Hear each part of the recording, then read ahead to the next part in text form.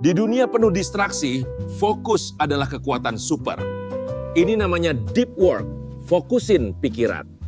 Pernah nggak sih ngerasa seharian itu kayak tenggelam di lautan notifikasi, balesin chat, ngerjain tugas-tugas kecil, tapi pas malam rasanya kok kayak nggak ada hasil yang berarti?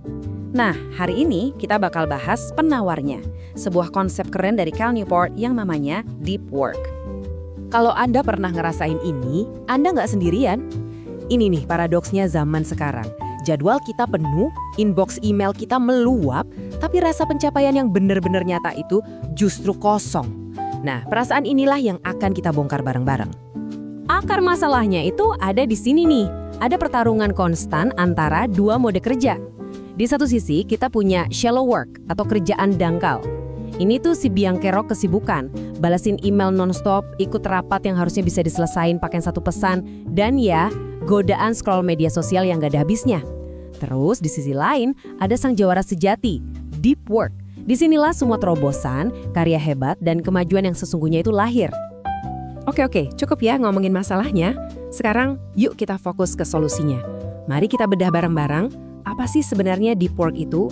Kenapa ini bisa jadi penawar racun distraksi yang paling ampuh? Intinya begini, deep work itu bukan soal kerja lebih lama, tapi soal kerja lebih dalam dan lebih cerdas.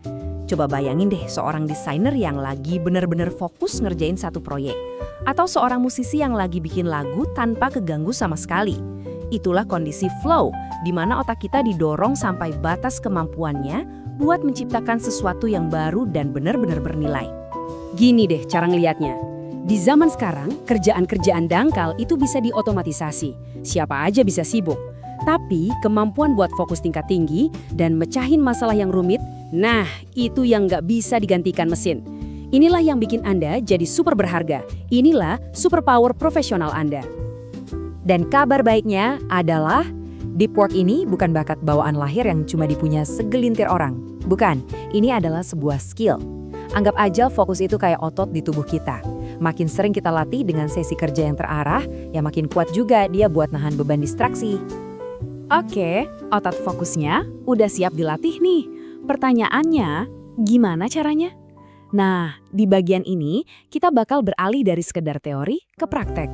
Kita akan bahas strategi-strategi konkret yang bisa langsung Anda coba buat membangun kebiasaan deep work. Tahu nggak kesalahan pemula nomor 1? Nungguin mood atau inspirasi datang. Kalau Anda cuma mau kerja pas lagi niat doang, pekerjaan-pekerjaan paling penting Anda nggak akan pernah kelar. Orang-orang profesional itu nggak nunggu mood, mereka menciptakan sistem. Kuncinya itu ada di ritme dan ritual, bukan di keberuntungan semata. Dan alat paling jitu buat menciptakan ritme itu namanya time blocking. Konsepnya simple tapi efeknya luar biasa. Anda secara sengaja ngeblok waktu di kalender khusus untuk kerja fokus. Dan Anda harus lindungi waktu itu seolah-olah Anda lagi meeting sama orang paling penting di dunia. Gak ada lagi tuh bingung, abis ini ngerjain apa ya? Kalender Anda yang akan jadi panduannya. Anda tinggal eksekusi. Tapi ngejadwalin waktu aja nggak cukup kalau medan perang Anda masih penuh sama ranjau digital. Anda nggak akan bisa kerja mendalam di lingkungan yang dangkal. Artinya, Anda harus jadi penjaga gerbang yang tegas buat fokus Anda. Kenali musuh-musuh utamanya, notifikasi yang bunyi ting-ting, puluhan tab browser yang kebuka, sama inbox email yang kayaknya manggil-manggil terus.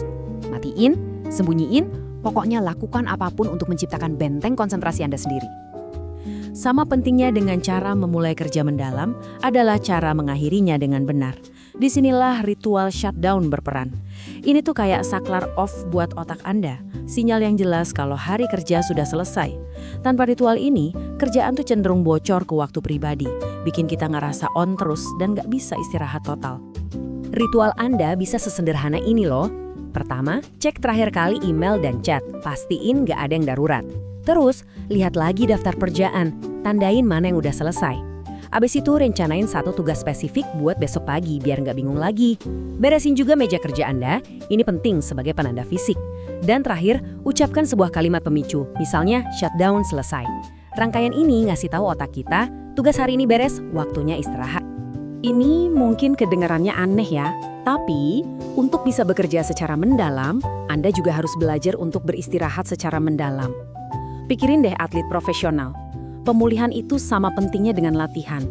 Otak kita juga gitu. Istirahat yang disengaja, benar-benar lepas dari kerjaan, itu bukan kemalasan. Itu adalah bahan bakar buat sesi fokus Anda berikutnya. Sekarang mungkin ada yang mikir, wah bagus sih teorinya, tapi jadwal gue kan berantakan banget. Tenang, tenang. Deep work itu bukan resep satu ukuran untuk semua orang kok.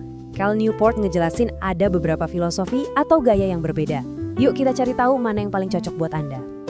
Oke, ini dia 4 gaya utamanya. Ada gaya monastik, ini buat orang yang bisa total mengisolasi diri, kayak penulis novel yang menyendiri di gunung. Lalu ada bimodal, ini yang ngebagi waktu. Misalnya beberapa hari fokus total, beberapa hari lagi buat urusan lain. Yang paling umum itu ritmik, yaitu membangun kebiasaan harian. Misalnya 90 menit fokus tiap pagi. Terakhir, ada jurnalistik. Ini buat para master yang jago nyuri waktu luang di sela-sela kesibukan. Coba deh perhatiin tabel ini. Kira-kira mana yang paling Anda banget? Kita udah bahas apanya, udah bahas gimananya, tapi sekarang kita sampai ke pertanyaan yang paling penting. Kenapa? Karena pada akhirnya, deep work itu bukan cuma sekedar trik produktivitas. Ini adalah sebuah filosofi untuk menciptakan kehidupan kerja yang jauh lebih bermakna. Jadi, dengan memusatkan energi kita ke tugas-tugas yang paling menantang dan paling berdampak, kita bukan cuma jadi lebih produktif loh, kita juga jadi lebih puas sama pekerjaan kita. Kita mulai merasa kalau apa yang kita lakukan itu beneran penting. Kutipan ini benar-benar merangkum semuanya.